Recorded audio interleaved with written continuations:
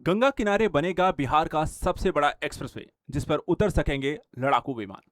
कल्पना कीजिए, गंगा किनारे यहां पर सैकड़ों किलोमीटर लंबा एक आधुनिक एक्सप्रेसवे जिस पर 120 किलोमीटर की गति से आपको गाड़ियां दौड़ रही हों और जरूरत पड़ने पर इसमें भारतीय वायुसेना का लड़ाकू विमान भी उतर सके। लेकिन सवाल यह है कि आखिर ये गंगा एक्सप्रेसवे किस जगह से शुरू होगा, इसमें कितने जिलों से होकर के ये गुजरेगा, इसकी टोटल लंबाई कितनी होगी और इसकी लागत क्या आएगी। क्या ये एक्सप्रेसवे बिहार की अर्थव्यवस्था और उसके पर्यटन को पूरी तरीके से बदल देगा? तो आज के इस वीडियो में हम बात करेंगे बिहार के इस महत्वाकांक्षी प्रोजेक्ट, उसके रूट, लंबाई, कितने जिलों से गुजरेगा और इसके खास फीचर से लेकर के आने वाले समय में इकोनॉमी के दृष्टिकोण से बिहार पर इसका क्या प्रभाव पड़ेगा। इस वीडियो को पूरा जरूर देखें क्योंकि लास्ट में जो जानकारी है वो आपको हैरान कर सकती है। चलिए आपको बताते हैं इस प्रोजेक्ट के बारे में। सबसे पहले अगर हम देखें, जो यहाँ पे चर्चा का विषय है, किसे बिहार का गंगा एक्सप्रेसवे कहा जा रहा है। जैसे यूपी में गंगा एक्सप्रेसवे बना हुआ है, अब ठीक वैसे ही यहाँ पर गंगा नदी के किनारे आपको देखा है तो बिहार सरकार एक आधुनिक गंगा एक्सप्रेसवे विकसित करने जा रही है। कुल लंबाई इसकी देखा जाए तो 260 किलोमीटर होगी और बक्सर से लेकर के सुल्तानगंज या भागलपुर तक इसको विकसित किया जा रहा है। इसके अलावा देखा जाए तो गंगा नदी के किनारे किनारे इसे विकसित किया जाएगा एक ग्रीन फील्ड एक्सप्रेसवे के तौर पर। लेकिन सवाल यह है कि आखिर ये किन किन क्षेत्रों से, जिलों से होकर के गुजरने जा रहा है, इसका पूरा रूट क्या है और कौन कौन से यहाँ पे प्रमुख गांव, क्षेत्र या जिले, ब्लॉक इसमें आपको जुड़ने वाले हैं। इसका रूट आपको सभी को बताते हैं और ये टोटल देखा जाए तो 5 चरणों में तैयार होगा। ये 5 चरण कौन से हैं, कहां से कहां तक कैसे इसे विकसित किया जा रहा है, उसके बारे में भी समझाते हैं। सबसे पहले देखते हैं गंगा, जो बिहार का गंगा एक्सप्रेसवे है, ये आपको जो रूट इसका तय हुआ है कुछ इस तरीके से है। ये आपको शुरू होगा यहां पर बक्सर से। बक्सर के बाद अगला यहां पर आता है आरा। आरा के आगे बढ़ेंगे तो कोलाइवर। कोलाइवर के आगे वहीं यहाँ पे बिहिया, फिर उसके आगे दीदारगंज। दीदारगंज से फिर होते हुए आप फतुहा पहुंचेंगे। फतुहा से फिर आता है अथम नलगोलक तक पहुंचेंगे। उसके बाद फिर आता है मुंगेर। मुंगेर से फिर सफियाबाद। सफियाबाद से फिर आगे आप पहुंचेंगे तो घोरघट। घोरघट से सुल्तानगंज। सुल्तानगंज से फिर आपको भागलपुर और भागलपुर से आगे फिर इसे यहाँ पे NH-33 से जोड़ दिया जाएगा। तो इस तरीके से पूरा ये एक्सप्रेसवे आपको बनकर के तैयार होगा और ये रूट जो होगा गंगा एक्सप्रेसवे का 260 किलोमीटर लंबा होगा। और देखा जाए तो यहाँ पे जो मार्ग है, आपको इसे बक्सर से यहाँ पर आप कह सकते हैं कि भागलपुर एक्सप्रेसवे भी इसे कहा जा सकता है, लेकिन गंगा एक्सप्रेसवे से नाम यहाँ पर दिया गया है और गंगा नदी के किनारे किनारे ये पूरा विकसित हो रहा है। अब चलिए आपको बताते हैं ये 5 चरणों में विकसित होगा। तो पहला चरण, दूसरा चरण, तीसरा चरण, कहां से कहां तक ये विकसित हो रहा है। सबसे पहले अगर मैं बात करूं यहाँ पे गंगा एक्सप्रेसवे का जो पहला चरण आपका होगा वो आपको बनेगा यहाँ पर देखिए तो बक्सर, आरा, मनेर, कोलाइवर के बीच। ये आपको देखा है तो टोटल 90 किलोमीटर का एरिया होगा।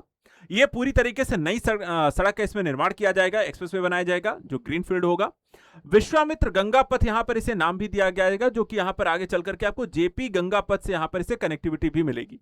इसके अलावा देखा है तो इसे पीपीपी मॉडल पर विकसित किया जाएगा और टोल आधारित इसका संचालन किया जाएगा। तो इस तरीके से ये रोड जो है, जो बक्सर से शुरू होगा, आरा, आरा से होते हुए मनेर और मनेर से होते हुए यहाँ पर कोलाइवर तक आपको ये पहला रूट होगा, पहला चरण होगा। उसके बाद कोलाइवर से दीघा तक आपका 35.65 किलोमीटर का दूसरा चरण होगा, जो कि 4 लेन का होगा और लागत यहां पे देखा है 6,495 करोड़ होगी। निर्माण अवधि 48 महीने है और यहां पर इसको निर्मित करेगी विश्ववर्धी प्राइवेट लिमिटेड के द्वारा, जो कि आपको कोलाइवर से यहां पर शुरू होकर के दीघा तक इसे विकसित करेगी। इस तरीके से यहां पर ये पहले जो 2 चरण जो है गंगा एक्सप्रेसवे के पूरे किए जाएंगे। इसके बाद कहानी पहुंचती है तीसरे, चौथे और 5वें चरण में। तीसरा और चौथा चरण अगर हम देखें तो तीसरा जो चरण है वो कुछ इस तरीके से विकसित हो रहा है कि दीदारगंज, फतुहा और अथमल गोला तक यहां पर 41.27 किलोमीटर की लंबाई का SH-106 का उन्नयन किया जाएगा। ये आपको 4 लेन की सड़क होगी, 1053 करोड़ की लागत इसमें लगेगी और निर्माण अवधि आपको 3 वर्ष होगी। तो इस तरीके से आपको दीदारगंज, फतुहा, अथमल गोला से होते हुए यहाँ पर आपको आगे मुंगेर, जिसे हम सफियाबाद और घोरघट यहाँ पर आपको कहा जा रहा है, उस एरिया को कनेक्ट किया जाएगा चौथे चरण में, जो कि ये भी आपको देखा है 43 किलोमीटर होगा। 5,119.8 करोड़ लागत आएगी। निर्माण एजेंसी जो है यहाँ पे अडानी एंटरप्राइजेस बनाएगी। 4 वर्ष अवधि होगी और गंगा किनारे दिखाया तो मरीन ड्राइव जैसा कॉरिडोर भी इसके तहत यहाँ पर विकसित किया जाएगा। और 5वां और जो यहाँ पर आपको अंतिम चरण होगा बिहार का गंगा एक्सप्रेसवे का, वो सुल्तानपुर, भागलपुर और सबौर को यहाँ पर कनेक्ट करेगा। टोटल 41.09 किलोमीटर का एरिया यहाँ पर होगा। NH-33 से आगे संपर्क कनेक्ट कर दिया जाएगा और इसको निर्माण करेगा अडानी एंटरप्राइजेस के द्वारा इसे विकसित किया जाएगा। ये भी देखा जाए तो 4 वर्ष में इसको विकसित किया जाएगा। इस तरीके से यहाँ पर आपको NH-33 तक भागलपुर, सुल्तानपुर को कनेक्ट कर दिया गया। अब यहाँ पे सबसे खास बात यह है कि गंगा जो एक्सप्रेसवे बिहार का बन रहा है, इसमें की जो डिजाइन है वो आपको देखा है तो एलिवेटेड सेक्शन जो होगा घनी आबादी वाले क्षेत्रों से आपको उठा करके इसे बनाया जाएगा, और साथ ही जिसकी चौड़ाई जो होगी 30 मीटर होगी। वहीं जो ग्राउंड सेक्शन होगा, जो आपको जमीन पर ही यहाँ पे एक्सप्रेसवे विकसित किया जाएगा, उसकी चौड़ाई देखा जाए तो 45 से 100 मीटर तक होगी। तो इस तरीके से आपको डिजाइन दोनों तरीके का है, जहां जरूरत पड़ेगी आबादी में वहां पर आपको इस तरीके का एलिवेटेड सेक्शन तैयार किया जाएगा, और जहां पर खेत और बाकी सारी यहाँ पर चीजें हैं, जहां कुछ व्यवस्था नहीं है, वहां पे 45 से 100 मीटर है। अभी देखा है तो ये 4 लेन है, जिसे भविष्य में आपको विस्तार करके 6 लेन से लेकर के 8 लेन तक इसका विस्तार कर दिया जाएगा। तो धीरे धीरे यहां पर इसका चौड़ीकरण का भी काम किया जाएगा। अब बात करें कि बिहार के गंगा एक्सप्रेस में सबसे खास यहां पर उसकी खासियत क्या होने जा रही है, तो यहां पे देखें तो इंटेलिजेंट ट्रैफिक मैनेजमेंट सिस्टम काम करेगा, यानी कि real time traffic monitoring system लगा होगा। हाईटेक सीसीटीवी आपको कैमरे होंगे जो पूरे एक्सप्रेसवे की निगरानी करेंगे।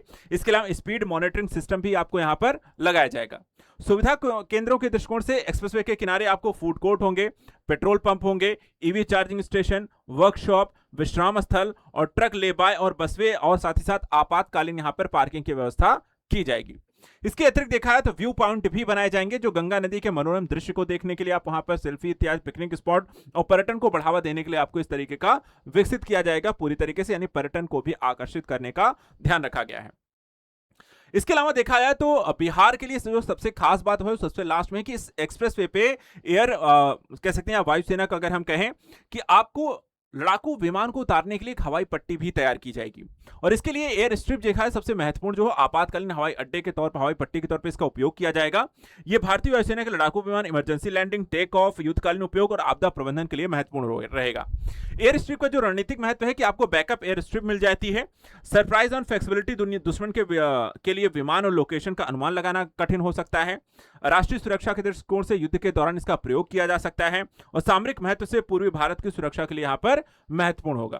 तो इस तरीके से आपको देखा है जो गंगा एक्सप्रेसवे है, जो बिहार के दृष्टिकोण से गंगा के किनारे न सिर्फ विकसित हो रहा है, बल्कि यहां पे सुरक्षा और सामरिक दृष्टिकोण से और इकोनॉमी और पर्यटन के दृष्टिकोण से भी यहां पर विकसित किया है, यानी एक बहुआयामी उद्देश्य के साथ बन रहा है बिहार का गंगा एक्सप्रेसवे। आप इस एक्सप्रेसवे के बारे में क्या कहना चाहेंगे? जो भी बिहार के रहने वाले हैं कमेंट करके जरूर बताइए कि आखिर यहां पर यह बन रहा है जो बिहार का एक्सप्रेसवे, जो गंगा का एक्सप्रेसवे है, इसको लेकर के आप कितना उत्साहित हैं। कमेंट करें, और साथ ही यहां पर ऐसे बिहार से संबंधित इंपॉर्टेंट करंट अफेयर्स के लिए चैनल को सब्सक्राइब करके रखें। Thank you so much and good luck.